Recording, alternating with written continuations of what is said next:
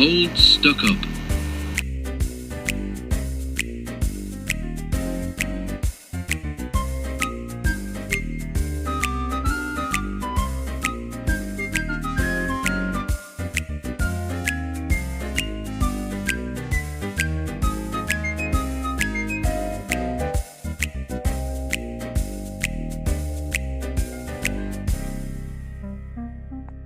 You haters! This video is not for kids! Go find another toilet to shit on!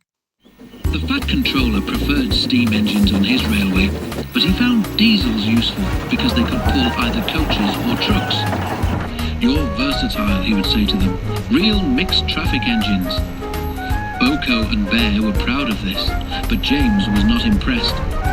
He liked these two diesels, but he treated all others with deep suspicion. "Diesels don't use coal and water," he would say darkly. "How can you trust an engine who isn't normal in his habits?" Visiting diesels sometimes boasted about how special they were. Usually Boko and Bear had to spend the next day smoothing ruffled feelings. One day, a particularly haughty diesel came from the other railway.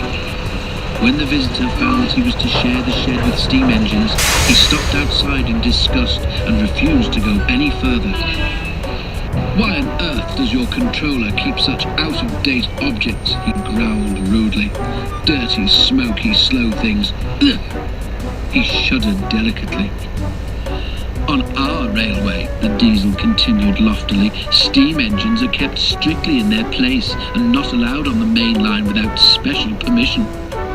Boko, who was showing the diesel round, lost patience. "Stay outside then if you're so proud about it," he said crossly. "I'm going to join my friends." "I hope it's cold tonight and he can't start in the morning," snorted James. "At least someone might want to preserve us. Who'd need him? Old stuck-up."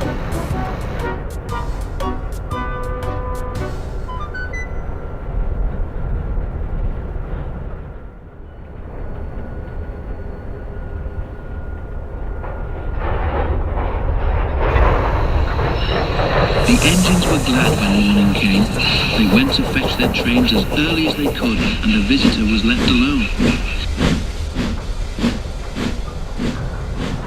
"That's better," he purred to himself.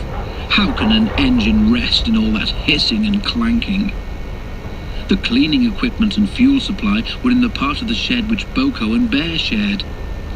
Old Stuck-Up was so full of self-importance that he'd forgotten he would need cleaning and refueling before he went home. It was getting late when he remembered. "If I go in now while the shed is empty," he said to himself, "no one will know I've been."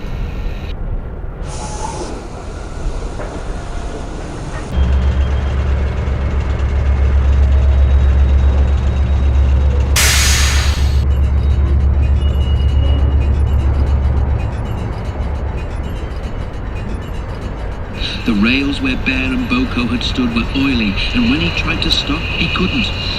"Brake blocks and buffers, I'm slipping," he wailed as his wheels locked and slithered. He shut his eyes as, with a despairing whoop of horror, he crashed into the wall at the end of the shed. The diesel was not badly damaged, but a dreadful draught came through the hole in the wall.